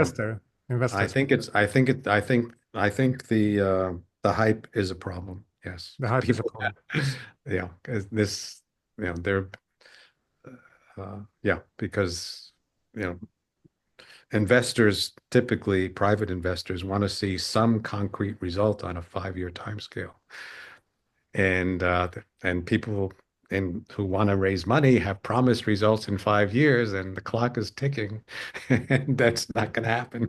That's Yeah, the quantum clock is ticking. yeah. Val, did you have any follow-up comment or anything? No, I totally agree. That's a problem we're facing. The word hype was brought up, and I think there is a bit of a quantum hype. I mean, the big question in my mind is how is this going to come to an end? I mean, is it going to go out in a whisper, or in a scandal, or in a crash? I wonder, and I worry about that. Roope and Igor?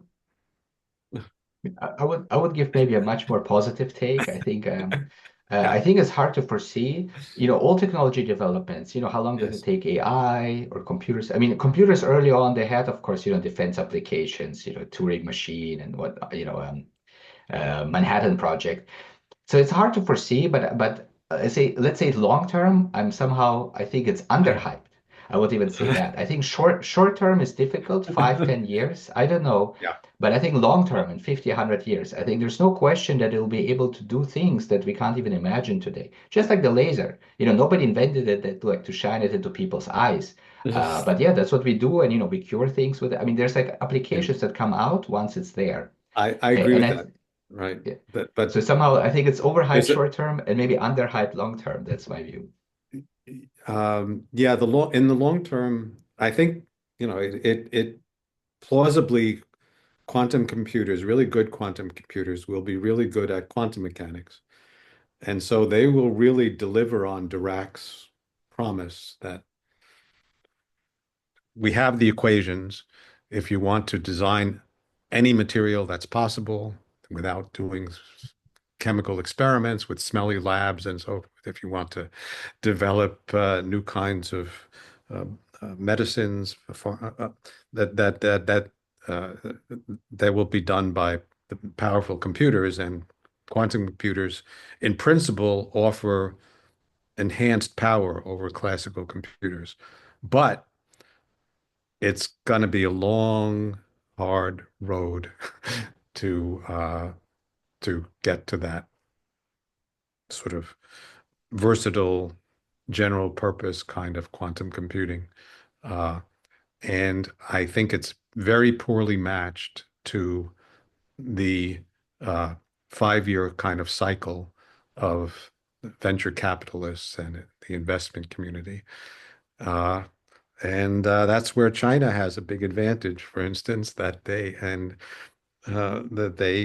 can implement long-term plans and don't necessarily insist on making money net in the short run. Yeah. So go. Well, Sweden has the Wallenberg Foundation. That's helping. Yeah, that's actually where I wanted to go. Right. If we go a bit local, we have representatives now from Nordita, Stockholm, KTH, Yeah. Stockholm University, KTH, Uppsala University. How can, and as you mentioned, Frank, we have the Wallenberg Foundation, these kind of things. How is the development looking a little bit more locally now in Sweden, and what can be improved there?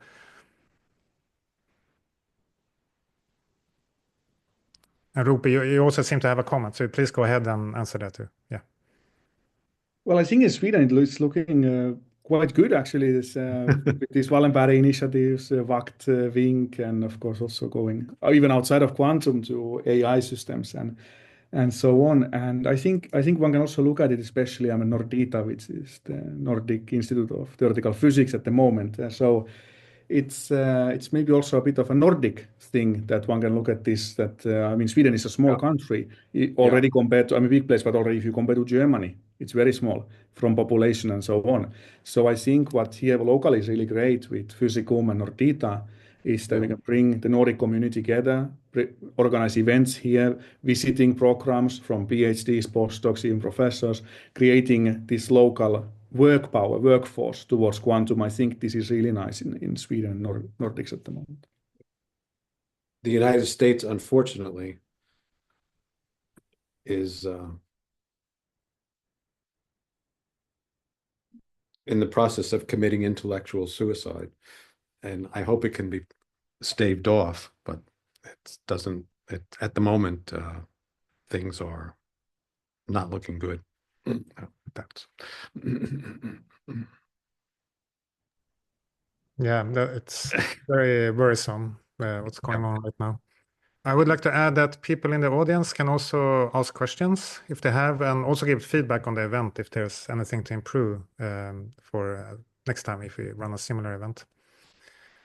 Were there any reactions that you had toward each other's talks? Anything that you kind of reacted on when you heard each other talk? Okay, I'll use that as an excuse, an opening. Igor mentioned it, and I also had advertised before these bar detectors for accessing quantum aspects of gravitational radiation, and I, together with Srinath here, and Igor's also involved, have been thinking about the possibilities that arise if you have several such detectors.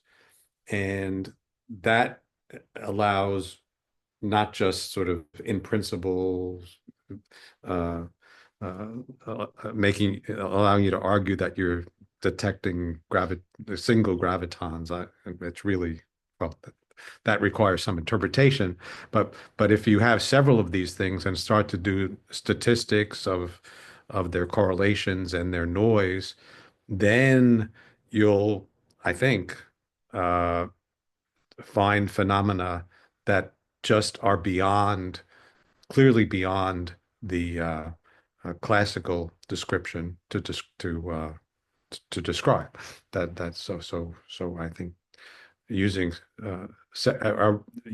these bars offer a lot of really fascinating potential for not just proving that gravity is quantum mechanical, but actually using it to discover new things. Right. Maybe I add to that, just even as a general remark. Yeah, so I completely agree, of course, with Frank, and I'm extremely excited about this possibility. Just even in general, there's always like this duality of fundamental physics, ask each other very basic questions. But then on the one hand, they're maybe inspired by technology development, like here in this case. Look, we have LIGO, we have these quantum systems. What can we do with it? And look, something that people thought it's impossible, but it can be done. But then there's also the inverse. Then like, okay, now you start studying maybe fundamental physics with it. And then that feeds back. And then there's new technologies, new ideas that are being developed. And so somehow I think this is the most exciting thing about the physics and this interplay of fundamental physics and technology, which especially in the quantum technology sector is so on short time scales. Because both, new ideas pop up, new experiments pop up. And it's really, that's why it's hard to predict in a good way. So I think in 10 years, we will have certain things that are really going to be so exciting and very hard to even predict now because there's such a close interrelation of experiment and theory. It's one really of the few healthy. fields. Okay, sorry. Go ahead. No, yeah, I was done. Just to say, it's one of the few I was fields just where going to say it's really healthy to have challenges, and in fundamental physics, of course, a lot has been done. A lot, the low-hanging fruit has been picked. So the challenges that remain are often very, very difficult experimentally to access the frontiers, but not impossible. And rising to that challenge has brought forth some wonderful creativity. I alluded, for instance, to this emergent axion, and I didn't have time to discuss in detail the different technologies that are going on, that are being developed in order to tackle these challenges of detecting quantum effects in gravity, to detecting axions, to exploiting anyons and exotic states of matter. All these things are really curious.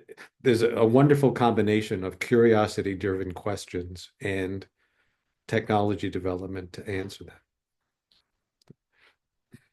I guess also at LIGO, at the classical gravitational wave detector, they also use this phenomenon of quantum squeezed light. They plan to use quantum squeezed, and they certainly use heavily laser technology. That's their basic sensing mechanism. Yeah, so this quantum technology. Very refined interference. I also would like to mention that just because it's fun, is that we all have quantum technology inside our heads.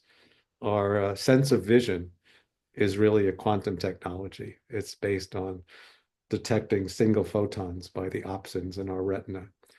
And so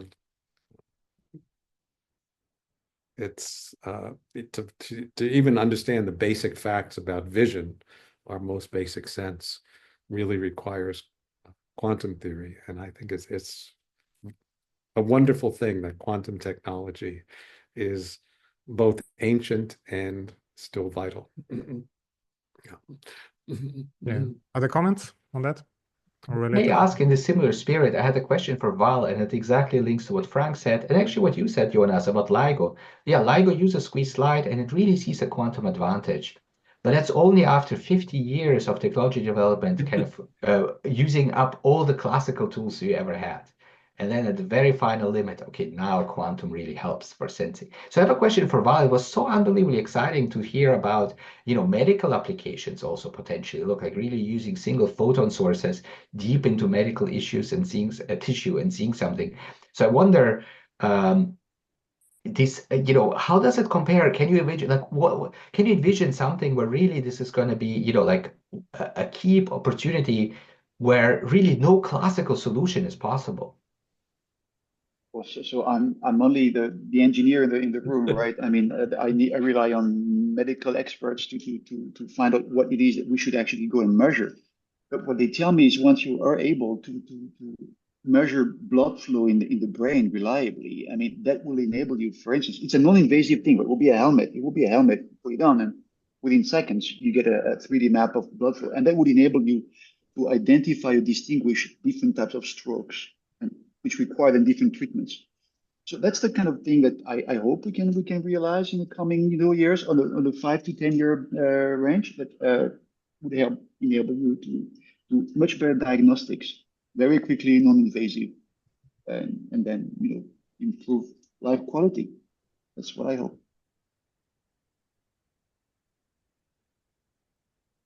Maybe a similar question I have actually to Frank, because Frank, I know that you just mentioned, light and the eyesight. So I mean, you had also this extremely exciting ideas about how to, basically improve quality of life and correct eyesight using quantum. Yeah. They're not really. It's not really quantum. It's very classical. But I will mention something that I was excited about from Val's talk. That is intensity interferometry is a powerful technique in principle for doing high resolution imaging, and it's, however, been limited in application because the signals are very weak typically. So being able to sense single photons reliably with high efficiency could really make intensity interferometry a very, very powerful technology. I don't know if you've thought about that, but we're actually with Zhang Wei-Pan and a bunch of Chinese collaborators. We are about to have appear in Physical Review Letters a description of active intensity interferometry, where you can get super resolution imaging at great distances through a turbulent atmosphere, and it's small.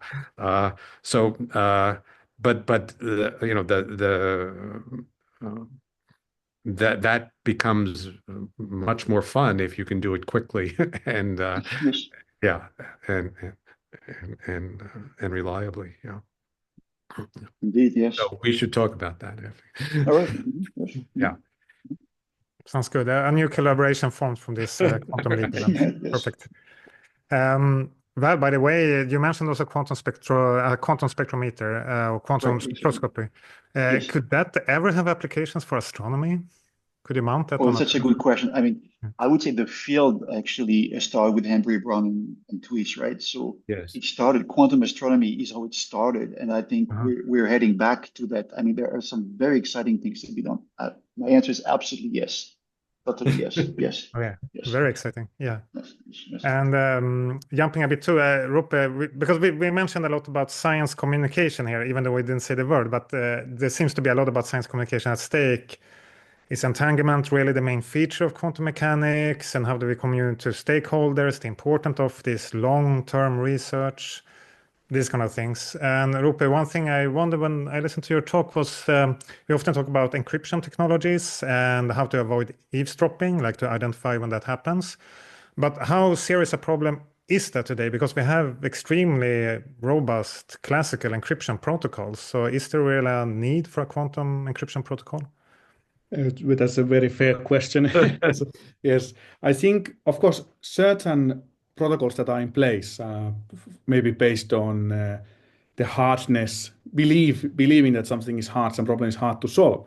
For example, factoring numbers into primes or finding big primes. So these kind of things, of course, if someone has a quantum computer that functions very well, they could crack this kind of encryption. Of course, there are other things one could put in place, but indeed, it is needed in the sense that if someone figures out a way to crack a hard problem, then a lot of our encryption is gone. And like I said, quantum communication, the encryption there in principle, it's not on the hardness of the problem.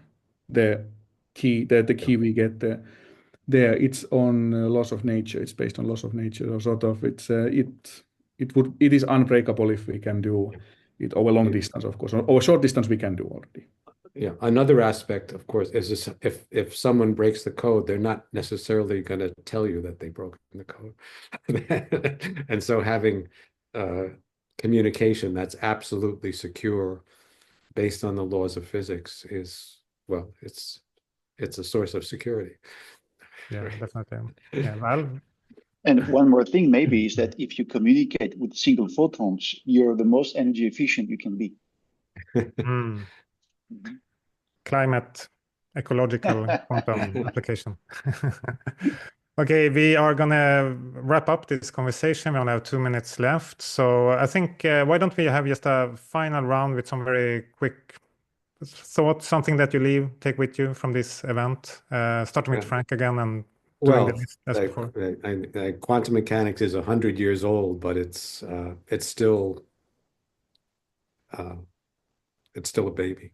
Yeah. and it's so profound that we're just learning to come to terms with it, and future looks fantastic. Yeah. I would say that a lot is clearly possible, and yeah, it's exciting to work in the lab these days. Yes, definitely. Yeah. Igor? Yeah, exact same sentiment as Frank. I think really even though we're understanding so many things, it's really just the beginning, and I think it's going to be really exciting to see beyond what we currently understand, that it will be even much more bizarre than what we think about nature today. Yes. Yeah. Also from my side, maybe the take-home message that we keep finding on new resources, new ways of using quantum things. Before it was all entanglement, Jonas said, the Department of Entanglement, but there's so many other things, and we don't know yet how to use them. Also, like Igor said, with quantum computers. So I think it's a very exciting time. Thank you very much. And personally, I take with me this the importance of science communication for the emergent quantum technologies. It's very important to get it right.